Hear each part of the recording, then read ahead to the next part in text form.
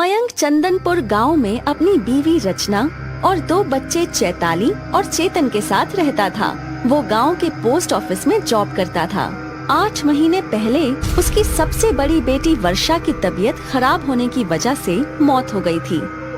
मरने से 1 महीने पहले वर्षा ने मयंक से प्रॉमिस लिया था कि उसके बर्थडे वाले दिन वो उसे गिफ्ट में कंप्यूटर लाकर देगा। मयंक भी इस बात को मान गया था कि उसके बर्थडे पर वो एक लैपटॉप उसे गिफ्ट करने वाला था। लेकिन बेचारी वर्षा की तबीयत ऐसी खराब हुई कि अपना बर्थडे आने से पहले ही उसकी मौत हो गई। अब उसका बर्थडे वाला दिन नजदीक आ रहा था। मयंक दीवार पर लगी वर्षा की फोटो को देखते हुए कहता है, वर्षा बेटा, तुम तो हमारे बीच नहीं रही, लेकिन तुम्हारी आखिरी ख्वाहिश मैं जरूर पूरी करूँगा। मयंक 2 दिन बाद एक लैपटॉप खरीद लेता है और उसे पोस्ट ऑफिस में ही रख देता है। वो ये डिसाइड करता है कि उस लैपटॉप को वर्षा के बर्थडे वाले दिन ही घर में लेकर आएगा। वर्षा के बर्थडे का दिन आता है। वो लोग उसके कमरे को अच्छे से सजाते हैं और केक भी काटते हैं। फिर मयंक घर से निकलकर अपने ऑफिस जाता है, जहां उसने लैपटॉप रखा होता है। 10-15 मिनट के बाद मयंक अपने हाथ में एक बॉक्स लेकर घर के अंदर आता है। वर्षा के रूम में रखे टेबल के ऊपर बॉक्स रखकर मयंक उसमें से लैपटॉप निकालता है। वाओ, मेरा लैपटॉप! अरे इडियट, सिर्फ तेरा नहीं, वर्षा दीदी और मेरा भी है, कहकर चैताली मुस्कुराने लगती है और मयंक और रचना भी बच्चों को खुश होते हुए देख मुस्कुराने लगते हैं। अगले दिन पड़ोस में रहने वाले रवि का बेटा आरुष उनके घर आता है और चेतन चैताली को लैपटॉप चलाता हुआ देख उसे जलन होने लगती है। वो वहाँ से मुंह बनाकर अपने घर वापस चला जाता है। क्या हुआ आरुष? हमारे पड़ोसियों के घर लैपटॉप आया है और मैं आपसे इतने दिनों से कंप्यूटर के लिए जिद कर रहा हूँ। आपने फिर भी मुझे अभी तक नहीं दिलाया। सुनकर रवि का भी मुंह बन जाता है। असल में ये पूरा परिवार मयंक के परिवार से जला करते थे और उनको परेशान करने का कोई भी मौका नहीं छोड़ते थे। गुस्सा मत हो बेटा, आज रात ही ऐसा काम करूँगा कि हमारे घर में लैपटॉप होगा और उस मयंक के बच्चे गलियों में खेलते फिरेंगे। रात के ठीक 2 बजे चैताली और चेतन के कमरे की खिड़की से एक आदमी अपने ऊपर चादर डाले घुस जाता है। वो दोनों इस टाइम सो रहे होते हैं। वो आदमी मौका देखकर लैपटॉप को उठाकर चुपचाप खिड़की से बाहर निकल जाता है। सुबह जब आरुष सोकर उठता है तो अपनी टेबल पर लैपटॉप रखा देखकर बहुत खुश हो जाता है और फिर जल्दी से लैपटॉप ऑन करके उस पर गेम खेलने लगता है। उसके मम्मी पापा कमरे में आते हैं और अपने बेटे को गेम खेलता हुआ देखकर मुस्कुराने लगते हैं। दूसरी तरफ जब चेतन और चैताली कमरे से लैपटॉप गायब देखते हैं तो वो बहुत दुखी हो जाते हैं। दोनों बच्चों की रोने की आवाज सुनकर मयंक और रचना उनके कमरे में जाते हैं। वो देखते हैं कि लैपटॉप गायब है और दोनों बच्चे रो रहे हैं। मयंक की नजर जब खुली हुई खिड़की पर पड़ती है तो वो समझ जाता है कि लैपटॉप चोरी हो चुका है। रात के टाइम आरुष लैपटॉप पर गेम खेल रहा होता है कि अचानक से लैपटॉप बंद हो जाता है। अरे इसे क्या हुआ? कहते हुए वो लैपटॉप को दोबारा ऑन करने की कोशिश करता है। तभी उसमें से डरावनी आवाज आती है। सुनकर वो अचानक से डर जाता है और मम्मी को पुकारता है। मम्मी! आ रही हूँ बेटा, लगता है भूख ज्यादा लगी है, कहते हुए मम्मी उसके टेबल पर नूडल्स की प्लेट रख देती है और वहाँ से चली जाती है।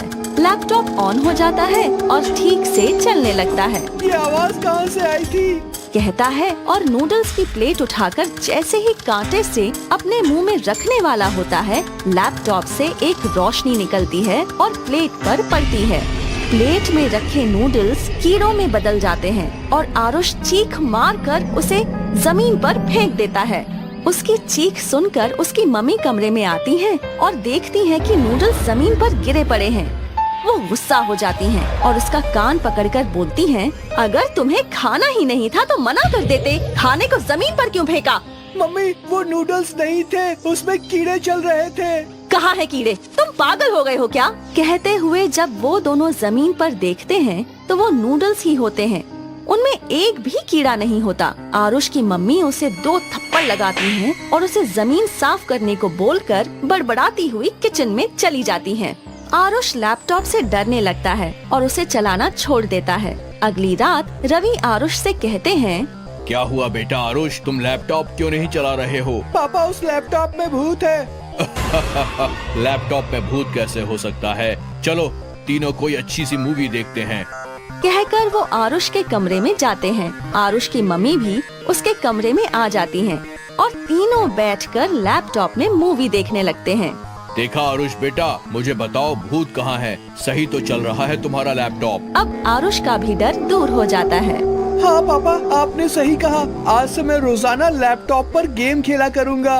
अचानक से लैपटॉप की स्क्रीन पर एक डरावनी लड़की नजर आती है, जिसे देखकर वो तीनों डर जाते हैं।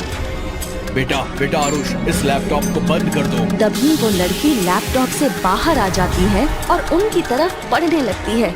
तीनों डर कर एक दूसरे के करीब आ जाते हैं।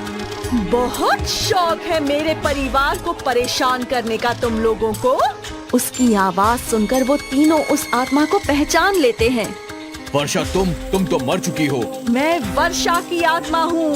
ये लैपटॉप मेरा बर्थडे गिफ्ट है। तुम्हारी हिम्मत कैसे हुई इसे चुरा कर अपने घर में लाने की? माफ कर दो बेटा, हम अभी ये लैपटॉप तुम्हारे घर में देकर आते हैं। तुम लोग हमेशा से हमारे परिवार से जलते हो और हमें परेशान करते रहते हो।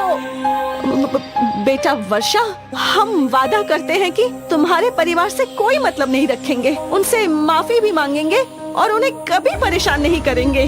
तुम दोनों एक दूसरे को 10-10 थप्पड़ लगाओ। वर्षा की आत्मा आरुष के मम्मी पापा से कहती है। दोनों डर कर उसकी बात मान लेते हैं और एक दूसरे को 10-10 थप्पड़ लगाते हैं। अब दोनों एक एक थप्पड़ अपने इस बेटे को लगाओ। ये भी मेरे भाई बहन से बहुत जलता है। सुनकर दोनों आरुष को एक एक थप्पड़ लगाते हैं और आरुष कहता है, वर्षा दीदी, मैं वादा करता हूँ मैं आपके भाई बहन को अब कभी परेशान नहीं करूँगा।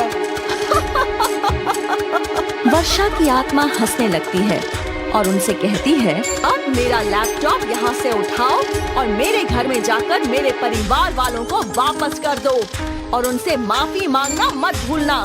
रवि जल्दी से लैपटॉप उठाता है और तीनों मयंक के घर जाकर मयंक को लैपटॉप वापस करके उससे माफी मांगते हैं और उसे सारी बात बता देते हैं। दोनों बच्चे लैपटॉप देखकर खुश हो जाते हैं और उसे अपने कमरे में उसकी जगह पर रख देते हैं। क्या मेरी बेटी की आत्मा भटक रही है? तभी वहाँ पर वर्षा की आत्मा आती है। वो इस वक्त डरावनी नहीं दिखती, जैसी वो जिंदा रहने पर खूबसूरत दिखती थी वैसी ही नजर आती है। चेतन और चैताली भी दीदी को देखकर खुश हो जाते हैं। वर्षा मुस्कुराते हुए कहती है, पापा, मेरी आखिरी ख्वाहिश थी कि मैं अपने बर्थडे पर आपसे एक लैपटॉप गिफ्ट में लूं। इसलिए मैं अपने बर्थडे तक के लिए यहीं पर थी। वो डरावना रूप मैंने इन लोगों को सबक सिखाने के लिए लिया था। अगर ये दोबारा आपको परेशान करेंगे तो मैं फिर से उसी रूप में आऊंगी। कहकर वो रवि के परिवार की तरफ देखती है और वो तीनों डर कर वहाँ से भाग जाते हैं। चैताली और चेतन उनको भागता देख हंसने लगते हैं और वर्षा मुस्कुरा कर कहती है, अब मैं चलती हूँ पापा, आप दुनिया के सबसे अच्छे पापा हो। आपने मेरी आखिरी ख्वाहिश पूरी कर दी। लव यू पापा। कहकर वर्षा की आत्मा वहाँ से गायब हो जाती है और चेतन चैताली दोनों मिलकर लैपटॉप पर गेम खेलने लगते हैं।